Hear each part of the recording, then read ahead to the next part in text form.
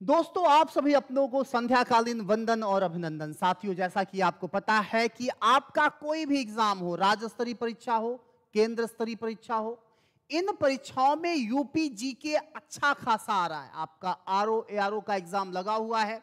साथियों, इन सभी परीक्षाओं को ही ध्यान में रखते हुए अब आपको प्रत्येक दिन 7 बजे रेगुलर आपको मिलेगा यूपी जीके का डोज, यानी कि हम यूपी स्पेशलाइजेशन करेंगे। एग्जामों में पिछले वर्षों से जो प्रश्न आए हैं उन्हीं प्रश्नों पर हम लोग यहां पर प्रैक्टिस करेंगे। आप लोग इसकी 3 सीरीज मैंने 3 प्रैक्टिस क्लास करवा दिया है, जो कि आप लोग इसमें क्लास में जाकर के देख लीजिएगा यूट्यूब पर। और ये हमारी 4थी क्लास है, 4th क्लास है। विगत वर्षों में पूछे गए प्रश्नों का, सवालों का संपूर्ण निचोड़। तो साथियों, चलते हैं, समय को खराब नहीं करना है, सीधा चलते हैं आज के टॉपिक की ओर। और यह है आज का पहला प्रश्न। जवाब सभी लोग दीजिएगा साथियों, कोई बैठिएगा नहीं। चलिए, बगैर समय को जाया किए हुए सीधा चलते हैं आज के अपने पहले प्रश्न की ओर। और आप जवाब देंगे इसका जवाब क्या हो सकता है। प्रश्न कह रहा है कि उत्तर प्रदेश राज्य के किस जनपद में तांबे की वस्तुएं मिली हैं। बड़े पैमाने पर तांबे की वस्तुएं की बात की जा रही है। साथियों, ये मथुरा होगा, जल्दी बताइएगा, कानपुर होगा, मिर्जापुर होगा, या ये सभी होगा। तो एक बात मैं आपको बता दूं कि विश्व स्तर पर मैं अगर चर्चा करूं, विश्व स्तर पर आपको मैं अगर चर्चा करूं, तो आप जब साउथ अमेरिका पढ़ते हैं, जब आप साउथ अमेरिका पढ़ते हैं, साउथ अमेरिका के अंतर्गत एक देश है चिली। कौन सा देश है भैया? चिली। चिली के अंतर्गत तांबा बड़े पैमाने पर उत्पादन होता है। यह विश्व स्तर पर तांबा उत्पादन में पहले स्थान पर है। तो यही वजह है चिली को तांबा नगरी भी कहते हैं। चिली को तांबा नगरी भी कहा जाता है। यह तो रहा विश्व स्तर पर बात। अगर अपने उत्तर प्रदेश में बात किया जाए कि तांबे का उत्पादन के लिए, तो आपका जवाब होगा मिर्जापुर। क्या जवाब होगा भैया? मिर्जापुर। मिर्जापुर बिल्कुल सही जवाब है। चलिए आइए आगे चलते हैं। बस मैं इतना जानता हूं कि यूपी स्पेशलाइजेशन, साथियों यूपी जीके तो अब यूपी पीसीएस में भी आने लगा है। अच्छा खासा एक पूरा सिलेबस आ रहा है उत्तर प्रदेश विशेष का। तो हम इस विषय को साथियों नजरअंदाज नहीं करेंगे। चलिए चलते हैं आगे की ओर, देखते हैं अगला प्रश्न क्या कह रहा है। सभी लोग जवाब दीजिएगा साथियों, बैठिएगा नहीं। चलिए, और ये प्रैक्टिस क्लास आपको कैसे लगी? क्लास खत्म होने के बाद आप लोग कमेंट सेक्शन में कमेंट जरूर करिएगा। बौद्ध काल में 16 महाजनपदों में कितने महाजनपद उत्तर प्रदेश राज्य में थे? कितने महाजनपद साथियों उत्तर प्रदेश राज्य में थे? जल्दी बताइएगा। 2 थे, 4 थे, 6 थे, या 8 थे? कितने महाजनपद उत्तर प्रदेश स्पेशल के अंतर्गत मैं अगर बात करूं, तो ये महाजनपद उत्तर प्रदेश में ही थे। आप लोग जल्दी से जवाब दीजिएगा, इसका जवाब साथियों क्या होगा? देखिए, कुरु, पांचाल, सूरसेन, वत्स, है ना, ये सब महाजनपदों में ही आएंगे। कौशल है, मल्ल है, चेंदी है। आपने चेंदी का नाम सुना है कि नहीं? चेंदी एक बहुत ही बड़ा महाजनपद था, और इससे भी बड़ा महाजनपद था काशी। आपने देखा साथियों, कुरु, पांचाल, सूरसेन, वत्स, कौशल, मल्ल, चेंदी और काशी, ये 8 महाजनपद आपको उत्तर प्रदेश में देखने को मिलेंगे। आपके यूपी में ये 8 महाजनपद साथियों देखने को मिलेंगे। इतनी बात क्लियर हो गई? ये बात क्लियर हो गई? आइए आगे चलते हैं साथियों। बहुत ही सुंदर। इस प्रश्न का जवाब बताइए। चलिए, अशोक ने निम्नलिखित में से किस स्थान पर स्तंभ और शिलालेख नहीं बनवाए? अशोक का कहा जाता है पहला शिलालेख जिसने पढ़ा था उसका नाम है जेम्स प्रिंसप। क्या नाम है? James Prinsep. और वो शिलालेख ब्राह्मी लिपि में लिखा गया था। ठीक है, ब्राह्मी लिपि में लिखा गया था। कहा जाता है कि सम्राट अशोक का 13वां शिलालेख, 13वां जो शिलालेख है वो इनके कलिंग युद्ध की चर्चा करता है। इनके कलिंग युद्ध पर चर्चा करता है, जिसमें इन्होंने क्या किया था, हाँ, बौद्ध धर्म स्वीकार कर लिया था और कभी जीवन में युद्ध न करने की शपथ खाई थी। इसमें बड़ा कत्लेआम हुआ था। ये ऐसा युद्ध था कि कलिंग की महिलाओं और बच्चों ने भी इस युद्ध में भाग लिया था।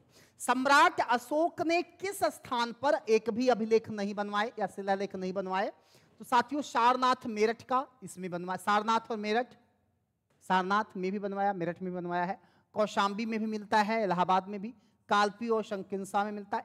आपका जवाब होगा ऑप्शन नंबर डी, गोरखपुर और आजमगढ़ में अभी तक सम्राट अशोक का एक भी भैया शिलालेख नहीं पाया गया है। ठीक है, चलिए आइए आगे चलते हैं। कनिष्क प्रथम के राज्य की एक राजधानी पुरुषपुर या पेशावर में थी और दूसरी राजधानी बताइए। कनिष्क, सम्राट कनिष्क के समय में चौथी बौद्ध संगति हुई थी, याद है आपको? चलिए यहां पर ध्यान से देखिएगा, शायद मैं आपको समझा सकूं।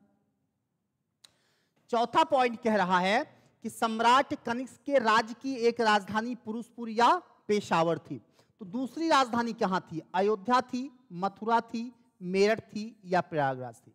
साथियों, मथुरा को इन्होंने अपनी दूसरी राजधानी बनाई थी। कहां बनाई थी? मथुरा को बनाई थी। जवाब सब लोग देते रहिएगा। आइए यहां पर बात करते हैं, किस शासक ने आगरा को अपनी उप राजधानी बनाई? किस शासक ने आगरा को अपनी उप राजधानी बनाई थी? साथियों, आपके नॉलेज के लिए मैं यहां पर क्लियर कर दूं, आपके नॉलेज के लिए मैं यहां पर क्लियर कर दूं, कहा जाता है कि 1504 ईस्वी में सिकंदर लोदी ने क्या बसाया था? आगरा बसाया था। 1504 में सिकंदर लोदी ने आगरा बसाया था और यही आगरा में 1506 में उसने अपनी राजधानी दिल्ली से आगरा स्थानांतरित किया था। दिल्ली से अपनी राजधानी उसने आगरा लेके आया था। कब भैया? 1506 में। तो इसने आगरा को किसने बसाया था? सिकंदर लोदी ने बसाया था। कब बसाया था? 1504 में बसाया था और 1506 में इसने अपनी इसे राजधानी बना ली थी। तो आपका जवाब होगा साथियों सिकंदर लोदी। आइए आगे चलते हैं। औरंगजेब के खिलाफ बुंदेलखंड के विद्रोह की शुरुआत किसने की थी? औरंगजेब के खिलाफ साथियों कहा जाता है कि औरंगजेब को मुइज्जम भी कहा गया है। औरंगजेब को मुइज्जम भी कहा गया है, मुइज्जम भी कहा गया है, हां, जिंदा पीर भी कहा गया है, जिंदा पीर भी कहा गया है। और इसने गाजी मलिक ये सब उपाधियां तो ली ही, कलंदर अपने पिता की तरह, अपने अन्य बाप दादाओं की तरह। औरंगजेब के खिलाफ बुंदेलखंड के विद्रोह की शुरुआत साथियों छत्रसाल ने किया था, बाजीराव ने किया था, अली मोहम्मद ने किया था या शाह आलम ने किया था? ये प्रश्न कई बार एग्जाम में आया है, तो बड़े ही ईमानदारी से सुनिएगा और साथियों जवाब जरूर दीजिएगा। यूपी स्पेशल की ये जो सीरीज मैंने शुरू किया है, प्रत्येक दिन आपको शाम को मिल जाया करेगी, है ना? बिल्कुल निश्चिंत रहिए, शाम को 7 बजे तक ये सीरीज आपको प्रत्येक दिन मिल जाएगी। औरंगजेब के खिलाफ बुंदेलखंड में विद्रोह की शुरुआत किस शासक ने की थी? जल्दी बताइएगा। तो बुंदेलखंड में विद्रोह की शुरुआत साथियों वीर छत्रसाल जी ने किया था। किसने किया था? वीर छत्रसाल ने किया था, याद रखिएगा। हाँ, 1731 तक इन्होंने अपना, इनका शासन इसी समय तक रहा, इन्होंने शासन काल चलाया अपना, इनका शासन काल रहा वीर छत्रसाल जी का, ठीक ना, 1675 से लेकर के 1731 तक। और इन्होंने विद्रोह किया था मुगल बादशाह औरंगजेब के खिलाफ। आइए साथियों आगे चलते हैं। 1931 में इलाहाबाद में करबंदी का आंदोलन किसने शुरू किया? याद रखिएगा कि इलाहाबाद समय समय पर बड़ा ही हाईलाइट हुआ है। 1857 की क्रांति के समय कहा जाता है कि इलाहाबाद से लियाकत अली जी ने आंदोलन की बागडोर संभाली थी। लियाकत अली ने आंदोलन की बागडोर संभाली थी, याद रखिएगा। और इस आंदोलन किसने शुरू किया था 1931 में? कमलापति ने, लाल बहादुर शास्त्री ने, जवाहरलाल नेहरू या संपूर्णानंद ने? तो इसका जवाब साथियों क्या होगा? सभी लोग जवाब जरूर दीजिएगा। 1931 में इलाहाबाद में करबंदी आंदोलन, देखिए हुआ क्या था कि 1931 में सविनय अवज्ञा भी शुरू हुआ था, ये आपको पता है।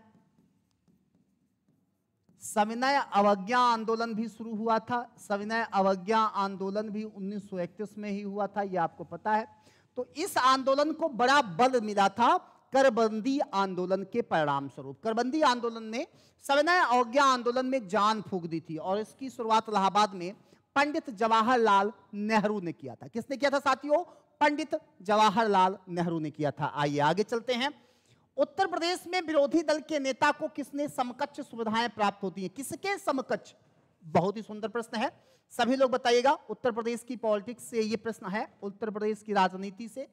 उत्तर प्रदेश में विरोधी दल के नेता को किसके समकक्ष सुविधाएं प्राप्त होती हैं? मुख्यमंत्री के समकक्ष, राज्यपाल के समकक्ष, कैबिनेट मंत्री या उपमंत्री?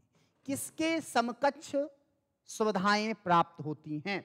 किसके समकक्ष वेतन पेंशन भत्तों का उपभोग करता है विरोधी दल का नेता? साथियों, ये कैबिनेट मंत्री के समकक्ष जो है, ये विरोधी दल के नेताओं को सुविधाएं प्राप्त होती हैं, खास करके उत्तर प्रदेश की राजनीति के अंतर्गत। चलिए चलते हैं साथियों आगे की ओर।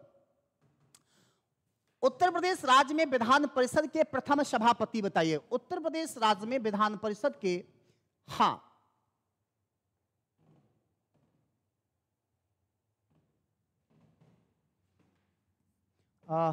उत्तर प्रदेश, इसका जवाब बताओ भाई, इसका जवाब क्या होगा साथियों? सभी लोग जवाब देंगे, प्लीज बैठिएगा नहीं। इसका जवाब बताइए, सभी लोग जवाब बताइए। चंद्रभाल जी हैं, दरबारी लाल हैं, वीरेंद्र स्वरूप हैं या सीताराम जी हैं? उत्तर प्रदेश राज्य में विधान परिषद का प्रथम सभापति, ये 4th थे, ये 2nd थे, ये 6वें या 7वें थे। आपका जवाब होगा सीताराम जी। सीताराम जी उत्तर प्रदेश राज्य में विधान परिषद के प्रथम सभापति थे। कौन थे भैया? हाँ, प्रथम सभापति 1925 से लेकर के 1937 तक, है ना? प्रथम सभापति थे सीताराम जी। ठीक है, आइए आगे चलते हैं। तीर्थों का राजा किसे कहा गया है? जल्दी बताइए। तीर्थों का राजा किसे कहा गया है? प्रयागराज को, वाराणसी को, शोरो को या विंध्याचल को? साथियों, भारत को 2 बराबर भागों में विभाजित करता है। भारत को 2 भाग में, नॉर्थ इंडिया और साउथ इंडिया के रूप में विभाजित करता है। कौन? विंध्याचल। वाराणसी में राष्ट्रीय सब्जी अनुसंधान केंद्र है। यहां पर राष्ट्रीय सब्जी अनुसंधान केंद्र है, याद रखिएगा, आपके वाराणसी में है। आपका जवाब हुआ प्रयागराज। प्रयागराज में साथियों तीर्थों का राजा कहा गया है। प्रयागराज को तीर्थों का राजा कहा गया है, याद रखिएगा। आइए आगे चलते हैं।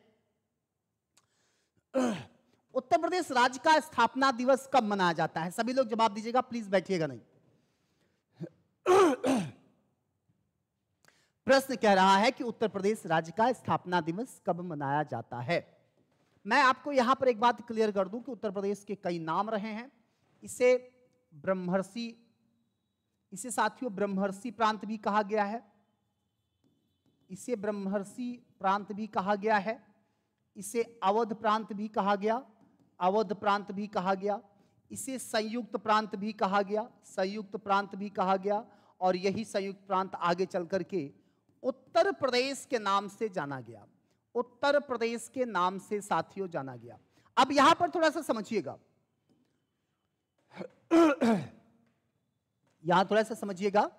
कि 24 जनवरी, 14 अगस्त, 1 नवंबर, 15 दिसंबर उत्तर प्रदेश की स्थापना दिवस। साथियों कहा जाता है कि यह 1950 में संयुक्त प्रांत के नाम से बदल करके उत्तर प्रदेश के रूप में जाना गया। तो 24 जनवरी 1950 में उत्तर प्रदेश का स्थापना दिवस मनाया जाता है। उत्तर प्रदेश का स्थापना दिवस मनाया जाता है। उत्तर प्रदेश का राजकीय खेल बताइए। उत्तर प्रदेश का, सभी लोग जवाब दीजिएगा, बड़ा हलवा प्रश्न है। ये वॉलीबॉल होगा, हॉकी होगी, कुश्ती होगी या फुटबॉल होगा? तो उत्तर प्रदेश का जो राजकीय खेल होगा, याद रखिए, जल्दी बताइए क्या होगा? हॉकी होगा। ठीक है ना, हॉकी होगा। आइए आगे चलते हैं। अकबर ने किस विजय के उपलक्ष्य में फतेहपुर सीकरी में बुलंद दरवाजा का निर्माण किया? यह भी प्रश्न कई बार एग्जाम में आया है। सबसे बड़ा दरवाजा, बुलंद दरवाजा, उसे विजय द्वार भी कहते हैं, तोरण द्वार, विजय द्वार।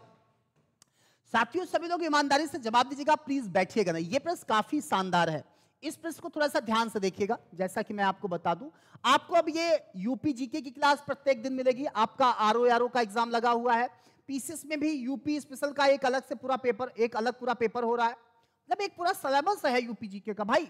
हाँ, आप यूपीएसआई में जाएंगे, उसमें भी आपको एक दो प्रश्न यूपी स्पेशल का मिलेगा। यूपीपी का एग्जाम हुआ या राज्य स्तरीय कोई भी एग्जाम हुआ तो वहां पर आपको यूपी जीके पढ़ना होगा।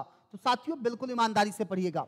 अकबर ने उत्तर प्रदेश के अंतर्गत फतेहपुर पड़ता है, तो फतेहपुर सीकरी में बुलंद दरवाजे का निर्माण करवाया। साथियों बंगाल विजय के उपलक्ष्य में, गुजरात विजय के उपलक्ष्य में, महाराष्ट्र विजय के उपलक्ष्य में, या इनमें से कोई नहीं। 1569 ईस्वी में साथियों याद रखिएगा, अकबर ने फतेहपुर सीकरी को बसाया था।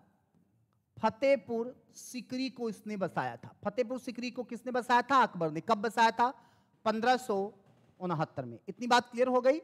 अच्छा, 1569 में इसने क्या किया था? फतेहपुर सीकरी को बसाया था। और इसने एक युद्ध लड़ा 1573 में। इसने एक युद्ध लड़ा था 1573 में, और यह युद्ध था साथियों गुजरात विजय के बाद उसने क्या बनवाया? गुजरात विजय के बाद उसने बुलंद दरवाजा बनवाया। तो बुलंद दरवाजा 1573, बुलंद दरवाजा भैया 1573, बुलंद दरवाजा 1573। तो ये बात याद रखिएगा, गुजरात विजय, बुलंद दरवाजा। ठीक है, चलिए। बंबई में हुए भारतीय राष्ट्रीय कांग्रेस का प्रथम अधिवेशन का प्रतिनिधित्व किसने किया था? बहुत ही सुंदर प्रश्न है, और ये भारतीय राष्ट्रीय कांग्रेस से जुड़ा हुआ प्रश्न है। आप सबको पता है कि बंबई के अंतर्गत गोकुलदास तेजपाल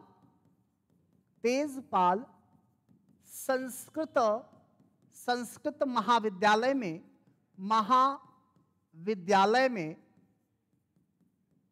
गोकुलदास तेजपाल संस्कृत महाविद्यालय कहां है भैया? बंबई में है। तो आपने देखा गोकुलदास तेजपाल संस्कृत महाविद्यालय में क्या किया गया? कांग्रेस की स्थापना किया गया, भारतीय राष्ट्रीय कांग्रेस की स्थापना किया गया। ठीक है ना, भारतीय राष्ट्रीय कांग्रेस की स्थापना किया गया। कब किया गया? आप याद रखिएगा, 1885 में किया गया। और इसकी पहली अध्यक्षता किसने किया था? व्योमेश चंद्र ने, लोकमान्य ने, सुभाष चंद्र ने, या इनमें से कोई नहीं? साथियों व्योमेश चंद्र बनर्जी जी के द्वारा इसकी पहली अध्यक्षता की गई थी। आइए आगे चलते हैं। 1905 में वाराणसी में हुए भारतीय राष्ट्रीय कांग्रेस का अधिवेशन की अध्यक्षता किसने किया? अब ये भी प्रश्न काफी ही लाजवाब है, बहुत ही भैया प्रश्न काटने लायक नहीं है, तो जल्दी से बताइएगा इसका जवाब क्या होगा। बताइए, प्रश्न कह रहा है कि 1905, देखिए 1905 में बंगाल का विभाजन हुआ था 1905 में, और यहां पर अंग्रेज अधिकारी लॉर्ड कर्जन था। कौन था? लॉर्ड कर्जन अंग्रेज अधिकारी था। इसी समय भारतीय राष्ट्रीय कांग्रेस का वाराणसी में अधिवेशन हुआ, और इसकी अध्यक्षता कर रहे थे जेबी कृपलानी, नेहरू जी, गोपाल कृष्ण गोखले, या रोमेश चंद्र दत्ता। एक बात याद रखिएगा, गोपाल कृष्ण गोखले साहब 1905 में, ठीक ना, 1905 में, तो 1907 में तो सूरत अधिवेशन में रास बिहारी बोस जी थे, ठीक ना। 1905 में गोपाल कृष्ण गोखले जी थे। वाराणसी में जो अधिवेशन हुआ इसकी अध्यक्षता कर रहे थे गोपाल कृष्ण गोखले। साथियों कहा जाता है महात्मा गांधी की ये राजनैतिक गुरु थे। महात्मा गांधी के ये राजनैतिक गुरु थे। हाँ, राजनैतिक गुरु थे। महात्मा गांधी के ये राजनैतिक गुरु थे। और एक बात याद रखिएगा, बापूजी के राजनैतिक गुरु थे, और इनके राजनैतिक गुरु थे गोविंद रनाडे साहब। गोविंद रनाडे साहब, कुछ समझ में आ रहा है कि नहीं? इनके राजनैतिक गुरु गोविंद रनाडे थे, और बापूजी के राजनैतिक गुरु गोपाल कृष्ण गोखले जी थे। बहुत ही बेसिक से चीजों को पढ़ा रहे हैं, ईमानदारी से पढ़िए और जवाब देते रहिए। आइए आगे चलते हैं। चलिए, 1942 के भारत छोड़ो आंदोलन के दौरान बलिया में किसके नेतृत्व में स्थानीय सरकार की स्थापना की गई थी?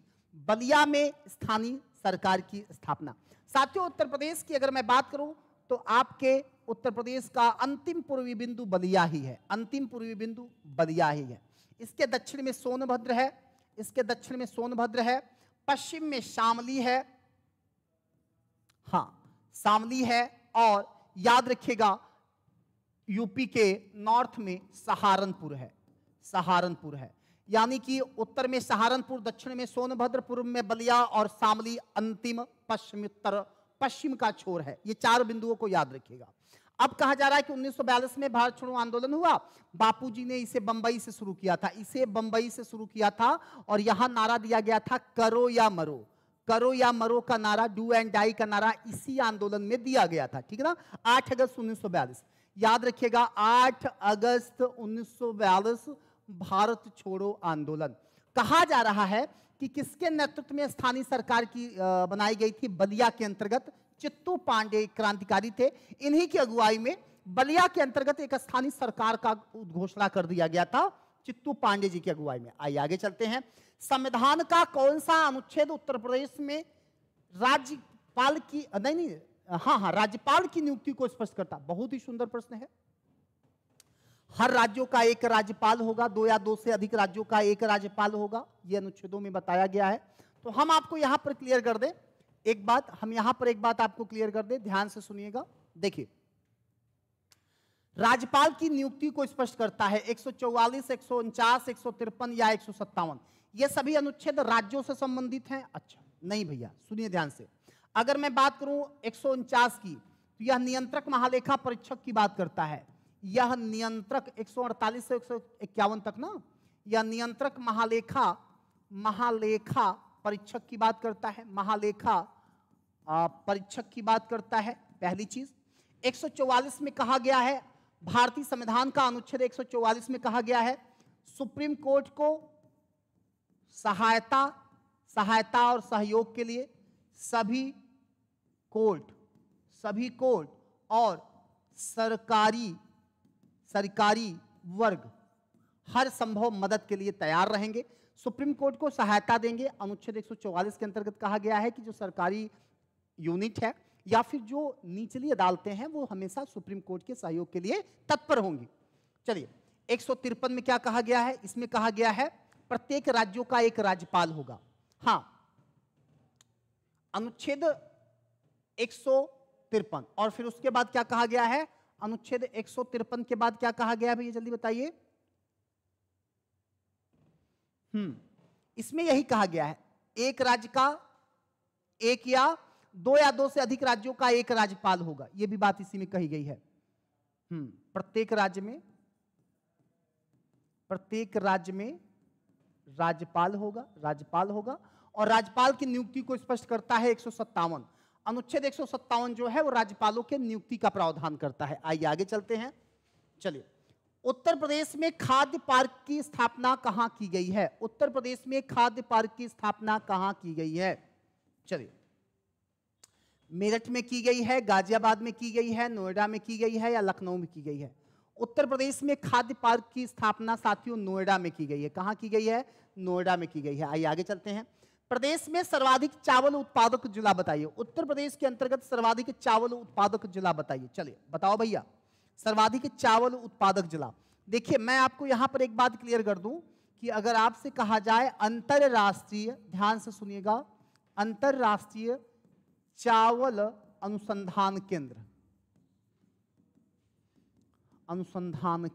तो ये साथियों आपका मनीला में है। कहां है? मनीला। अब बात आती है मनीला कहां है? मनीला आपके फिलीपींस में है, फिलीपींस की कैपिटल है, एशिया का एक देश है फिलीपींस। तो अंतरराष्ट्रीय चावल अनुसंधान केंद्र कहां है? ये आपके मनीला में है। अगर यही बात आपके एग्जाम में पूछ लिया जाए, राष्ट्रीय चावल अनुसंधान केंद्र, राष्ट्रीय चावल अनुसंधान केंद्र पूछ लिया जाए, राष्ट्रीय चावल अनुसंधान केंद्र साथियों अगर पूछ लिया जाए तो ये आपके उड़ीसा के कटक में है। कहां है?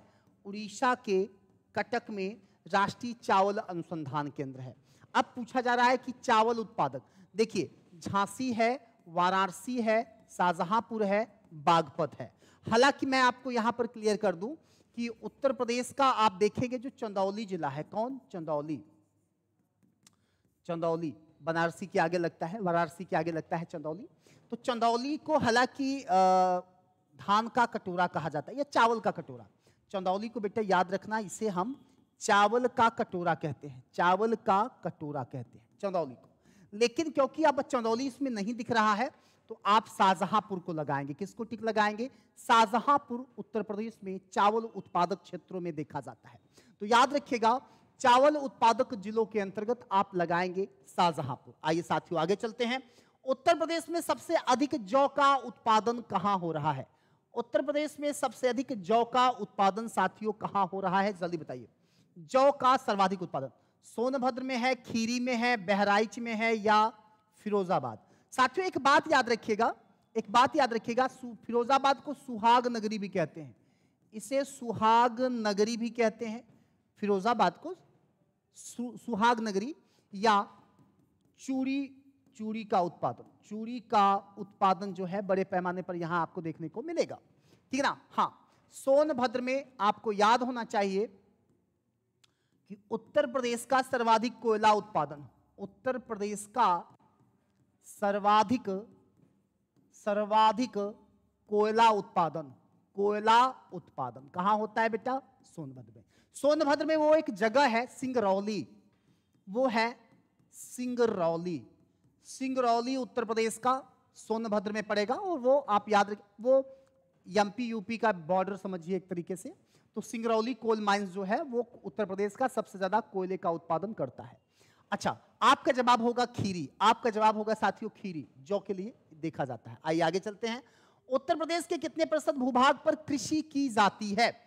साथियों ईमानदारी से इस क्लास को देखिए और सभी लोग दो दो कमेंट जरूर करिएगा कि आपको ये क्लास वाकई कंटिन्यू कराई जाए कि नहीं। सभी लोग कमेंट जरूर करिएगा। उत्तर प्रदेश के कितने प्रतिशत भूभाग पर कृषि कराई जाती है? कितने प्रतिशत भूभाग पर साथियों कृषि कराई जाती है? जल्दी से बताइएगा। उत्तर प्रदेश में कितने प्रतिशत भूभाग पर कृषि कराई जाती है? जल्दी से बताइएगा, इसका जवाब क्या होगा? 70, 65, 68 या 72? उत्तर प्रदेश में कितने प्रतिशत भूभाग पर एग्रीकल्चर किया जाता है? वो 68.8%, 68.8% भूभाग पर खेती कराई जाती है। अमौसी हवाई अड्डा काफी पॉपुलर है, कई बार एग्जामों में पूछा गया है। अमौसी हवाई अड्डा साथियों कहां है?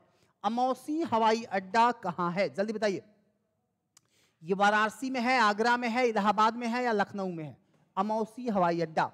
साथियों याद रखिएगा, अगर आपसे कहा जाए सब्जी अनुसंधान केंद्र, सब्जी अनुसंधान केंद्र या मंदिरों का घाटों का शहर, मंदिरों घाटों का शहर, तो वो आपका वाराणसी ही है, ठीक है। आगरा में मैंने अभी आपसे बताया कि 1504 में इसकी स्थापना लोदी ने किया था, इसकी स्थापना सिकंदर लोदी ने किया था, सिकंदर लोदी ने किया था, याद रखिएगा। इलाहाबाद में आपका याद रखिएगा एयरपोर्ट है बमरौली, जो कि ट्रेनिंग सेंटर है, वहां पर लोगों को प्लेन चलाना सिखाया भी जाता है, एक ट्रेनिंग सेंटर भी है। लखनऊ में आपका अमौसी हवाई अड्डा है, लखनऊ में आपका अमौसी हवाई अड्डा है। उत्तर प्रदेश के परिवहन के साधनों में सबसे अधिक लोकप्रिय साधन बताइए, बताओ भाई। यह भी प्रश्न एग्जाम में कई बार आया है। उत्तर प्रदेश में परिवहन के साधनों के रूप में जल्दी से बताइएगा, हाँ परिवहन के साधनों के रूप में जल्दी से बताइएगा, सबसे अधिक लोकप्रिय क्या है? सड़क, वायु, रेल या फिर जल? लाजमी सी बात है, सड़क परिवहन उत्तर प्रदेश में बहुत ही पसंद किया जाता है और बड़े पैमाने पर सड़क परिवहन का ही आवागमन के रूप में हम लोग प्रयोग करते हैं। तो सड़क परिवहन याद रखिएगा। उत्तर प्रदेश में भिक्षावृत्ति प्रतिरोध अधिनियम कब लागू किया गया था? भिक्षावृत्ति प्रतिरोध अधिनियम, यह भी आपके एग्जाम में कई बार पूछा गया है। भिक्षावृत्ति प्रतिरोध अधिनियम कब लागू किया गया था? उत्तर प्रदेश में भिक्षावृत्ति प्रतिरोध अधिनियम कब लागू किया गया है ना? 1975 में, 80 में, 1978 में या 1985 में? भिक्षावृत्ति प्रतिरोध अधिनियम कब लागू किया गया था? उत्तर प्रदेश में भिक्षावृत्ति ये 1975 में साथियों लागू किया गया था। कब लागू किया गया था? 1975 में लागू किया गया था, याद रखिएगा, ठीक है। आपका सेशन एंड हुआ, चीजें आपकी यहां तक पूरी हो गई है ना, आप लोगों ने काफी अच्छा प्रैक्टिस किया। साथियों देखिए, आपका कोई भी एग्जाम हो, यूपी जीके हर जगह आ रही है। अब आपको प्रत्येक दिन यूपी जीके की सीरीज मिलेगी। ये हमारी 4th प्रैक्टिस क्लास थी, ये हमारी 4th प्रैक्टिस क्लास थी। अब आपको प्रत्येक दिन practice class UP GK special मिलेगा, ये मेरा वादा है। अच्छा हाँ, ये सेशन आपको कैसा लगा आप कमेंट सेक्शन में कमेंट जरूर करिएगा। नए छात्र हैं तो सेशन को सब्सक्राइब कर लीजिएगा। ये क्लास तो अभी आपको तत्काल मिल जाएगी, यानी कि आपको अभी भी मिल जाएगी, ये क्लास अभी आपको मिल जाएगी। लेकिन मैं आपको एक बात बता दूं कि ये क्लास के लिए क्या एग्जैक्ट टाइम रखा जाए, आप हमें कमेंट करके बताइएगा कि इस क्लास का टाइमिंग क्या रखा जाए। हम इस क्लास को लाइव भी लेके आएंगे, हम बहुत जल्दी इस क्लास को आपके बीच में लाइव लेकर के आएंगे, आपसे कनेक्टिविटी बनेगी और हम आपके साथ बात पूछते हुए, बात करते हुए एक अलग माहौल बनाते हैं पढ़ने और पढ़ाने का।